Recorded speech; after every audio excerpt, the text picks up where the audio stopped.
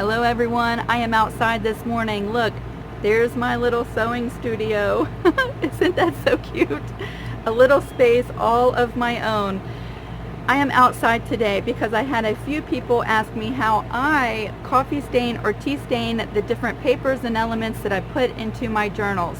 We just finished a few videos and a journal series where we put together a vintage sewing journal. So I hope that was a lot of fun for you. I hope that it has inspired you to create your very own journal.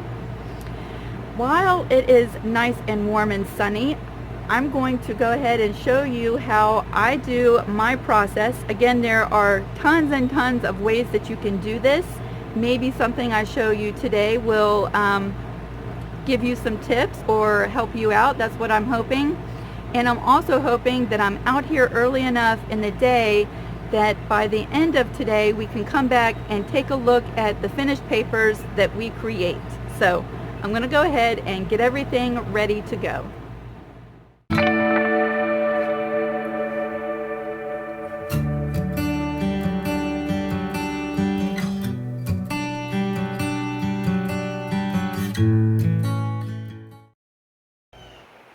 All right, you can see my shadow. Here I am. These are the things that I have to coffee stain my papers today. I'm working outside, and usually that's my preferred way of doing this, is coming outside when it's nice and letting the sun and the warmer air dry my papers all on its own. It is a little bit of a timely project, but the actual coffee part of it, or staining the papers, goes by pretty quickly, and then you're just waiting.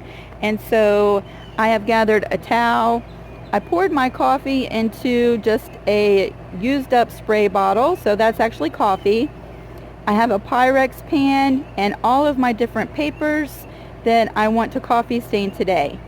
I have a few couple wire baskets just to lay on everything so that if the wind picks up, my yard is not littered with papers that I have to go around and collect. So anything that you have that will weigh down your papers would be fine. So I'm going to show you the first way that I coffee stain my papers, and I will set that all up for you. Alright, this first way that I'm going to show you, I just poured some of my coffee from my bottle into a Pyrex, and it doesn't really take a lot. And again, you can use coffee and you can use tea. You can use instant coffee and tea.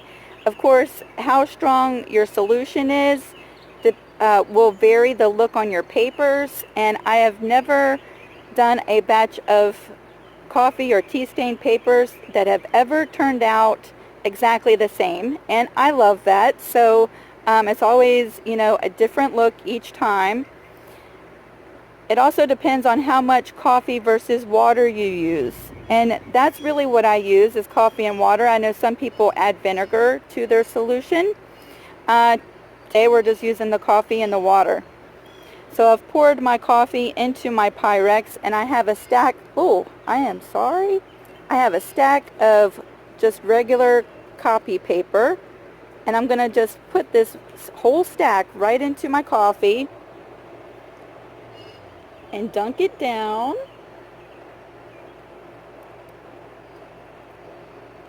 And we're going to let that sit.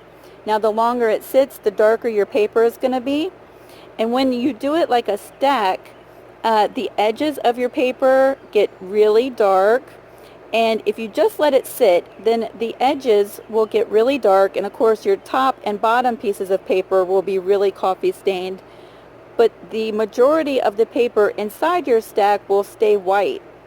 Now sometimes I like to come in and very carefully lift up some pages and let the coffee go in between. You just want to be careful because at this part of the process the paper is wet and fragile. And I try not to rip any of my corners or my edges of my paper. And I just go through and keep pushing it down and getting some of that coffee in between my pages. And this gives a totally different look than the next method that I'm going to show you. So I'm going to let that sit for just a few minutes, and I'm going to get everything ready for the next part. Now I am ready to show you how I spray all of my papers. I have a variety of papers here in laces and doilies. This lace, I'm just going to put that right into the Pyrex with my stack of paper and let that start staining all on its own. And it turns a white lace, which most of the time you can get cheaper, if you've ever noticed at the store. The white lace is usually cheaper, or that's what I've noticed. But a lot of the times in my journals, I like it to look old and vintage, and so I just throw it right in my coffee solution and let that sit. So that's sitting. Here I have a stack of paper doilies. I have some round ones and some heart-shaped ones. I have some index cards and cardstock. Again, I have some copy paper. I have regular lined paper like you would use in school. I took some patterned paper and we're going to coffee stain that today.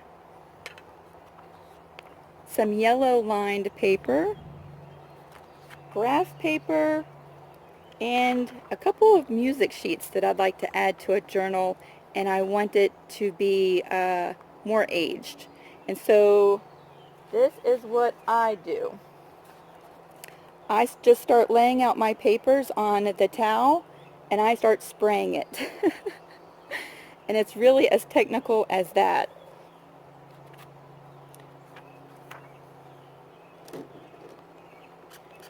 Like this. I spray the top of the paper and then I move on to the next one. And I just start layering because you're going to get different effects on the top and the bottom. And while they're wet, they will stick together, but as they dry, you can start moving your papers around and they separate. So you don't have to really worry about the papers getting stuck permanently. They will separate.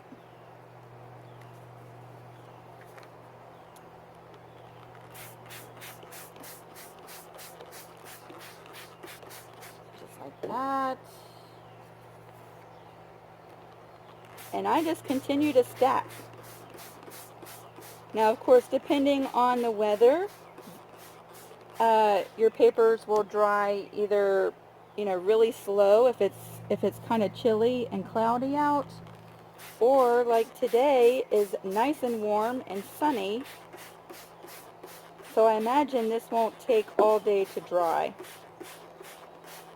Sometimes I like to really spray the paper with a good amount of coffee, and it will pool and puddle on my paper, and that's going to give a really nice effect when it's dry. So I'm going to let that sit for a second.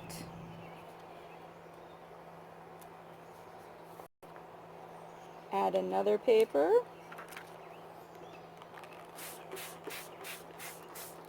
And this is a good way, if you have all your papers collected for your journal, just take them all out at the same time and get everything coffee stained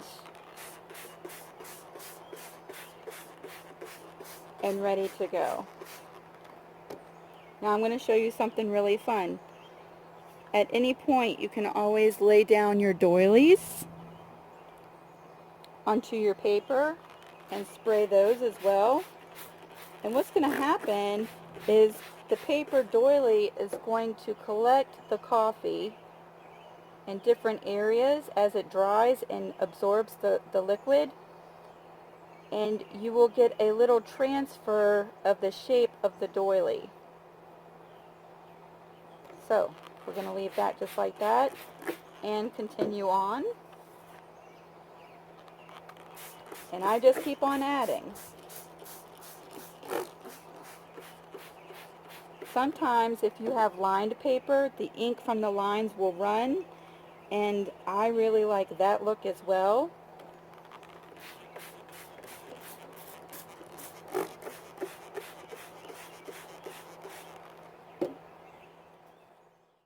All right, my phone got too hot and shut off, so we're going to try to move this along quickly. I finished spraying that stack, and I added the wire basket just to weight it down, and so as these papers dry, they're not going to blow around if the wind picks up. I'm ready to go ahead and remove my paper from the Pyrex. So I'm just going to carefully pick the whole stack up and let all of the extra coffee run out the bottom. Just like that.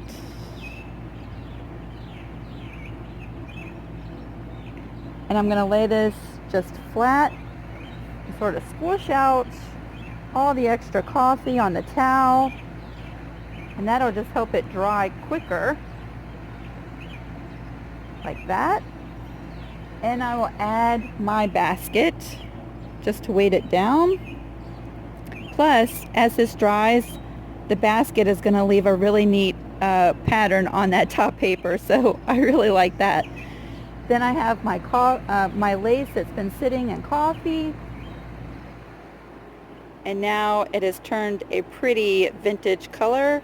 I'm just going to lay that right inside my basket, hoping that some of that lace transfers a pattern onto the paper. We'll see at the end of the day if anything happens with that. And I'm going to show you one more thing that I like to do as I'm spraying my papers. All right, again, I'm going to try to be really quick about this because my phone does not like to be in the sun, and neither does my skin. Early this year, I found out that I have melanoma skin cancer, and so that's what the scar is on my arm. And I'd rather not have any more scars on my body if I can help it.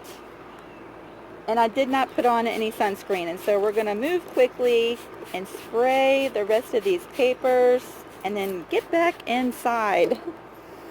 All right, I have sprayed my cardstock, and I'm going to take a lace doily just like this, and I'm going to lay it right down onto my cardstock. And I really like the effect that this gives when this is dry. So just like that, I'm going to lay that down and spray it a little bit more, and then continue adding my papers just like that.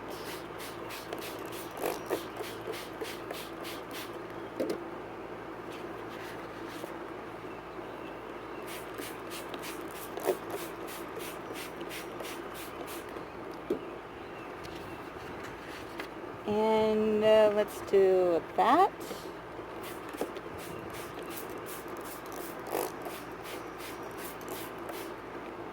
And I will do one more doily.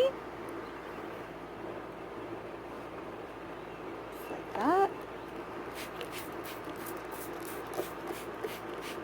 And then I'm going to go ahead and turn the camera off and finish adding the rest of my papers, because you really get the idea at this point. And what we're going to do at the end of today, when all of this is dry, I'm going to show you a reveal of my results doing the two different methods. And that's really how I coffee stain or tea stain my papers. So I will see you this afternoon. And here we are, it's Sunday evening and my papers are all dry. Just to let you know, I did go out throughout the day and shift my papers around. The papers towards the top would start to get dry, and at that point you could safely move them without them tearing, and I would move the papers that are still really wet on the bottom to the top. So I did shift and move things around throughout the day, and here we are. Let's take a look at the results from all of our coffee staining today.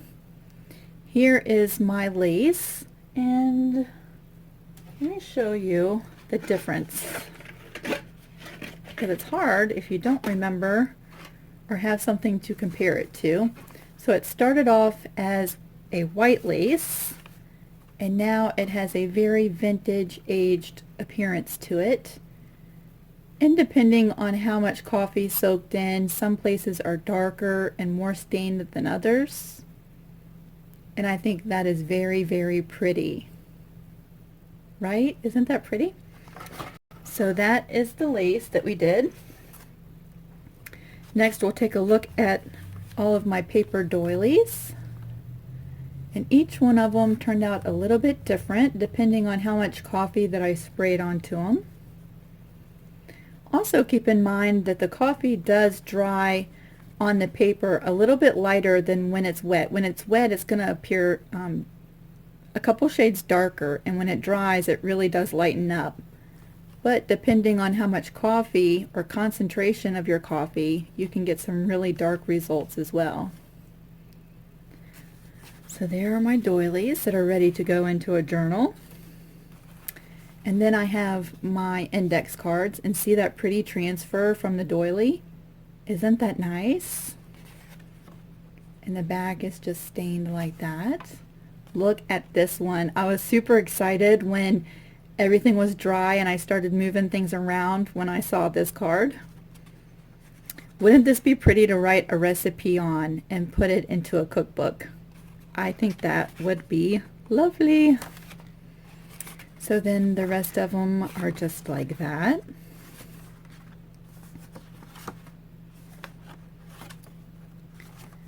And then we get to our papers. Remember the one that I had the basket sitting on top of? This is that paper, and see how the coffee sort of collects anywhere that you lay something on top of it, and you get this really pretty stained effect. So each one of my papers is slightly different. Let me raise you up so you get a better view at this point. It's gonna get shaky for just a second. There we go. All right, sorry. So I did the staining in two different methods. You remember I submerged some papers directly into a Pyrex filled with coffee, and then others I stained. The ones that I sprayed are towards the top, and so you can see that they're pretty evenly stained. There's some lighter and darker spots. I love the sound of coffee stained paper.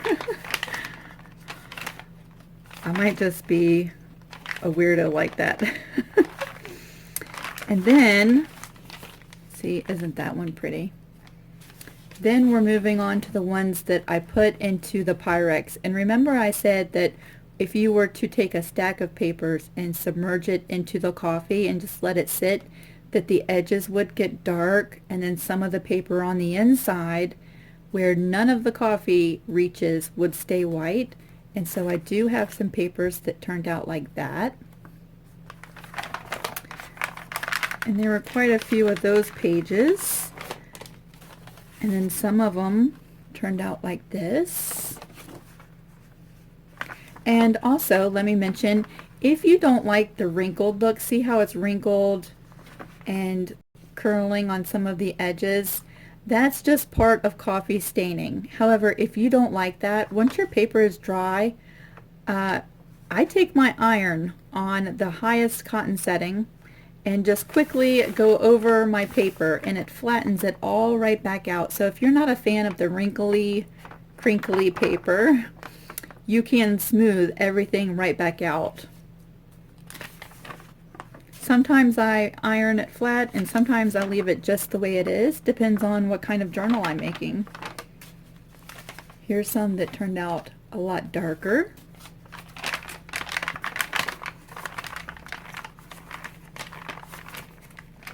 And that's all the coffee paper, or copy paper. I don't know why I always say coffee paper. It is all coffee paper. See the edges on...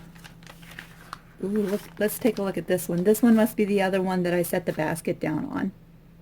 See the little line print? I think that is gorgeous, and I love the contrast between the dark and the light when you have them all in your journal. it just really adds a lot of character and contrast to your pages in your journal. So that was all of the copy paper. Then I have my music sheets, and I was a little disappointed. I was hoping that these turned out darker. You can see where the coffee sort of pulled around the edges, but I guess my coffee solution was a little bit lighter, and it didn't really stain the paper as much as I was hoping for with these two pages. You can always go back in and respray it or redo it, but it's okay. Then I have the two pieces of cardstock, and again, this was one of the pieces that I laid the fabric doily on. And at that point in the video, I was really trying to quickly spray everything and get back inside because my camera was getting really hot and shutting off. I wish that I would have applied more coffee to that because I think the result would have been better. It did not really imprint the way that I had hoped it would. And that's probably my fault because I wasn't really dark or heavy with the coffee. So there we go with that. This was, and this was interesting, this was the yellow legal pad with the lined paper, and the coffee totally dissolved all the lines. They are gone. But I have this yellow tinted paper now that is coffee stained, and some of the ink ran and pulled around some of the corners and the edges, and so I have like sort of a greenish grungy type of stain that runs along some of these pages, and I think that's kind of interesting. That's kind of pretty. I like that. And see, that's never happened before. So I said in the beginning, each time you're going to get different results, and this shocked me because when I came back and looked, all of the lines were gone, but I do have some really pretty edges on this paper. And then this was the notebook paper, and one sheet of that, the lines totally disappeared. And then the rest of them, the lines stayed on there. So I don't know what happened. But it is interesting, you know, discovery. So those are those pages.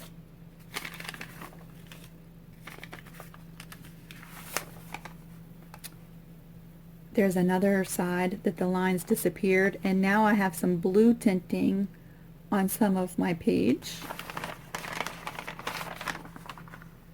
So, go figure. And then we have the patterned paper, and I think this is a very grungy type of paper, and if that's the look that you're going for, then you would love this. I think it is quite interesting and pretty.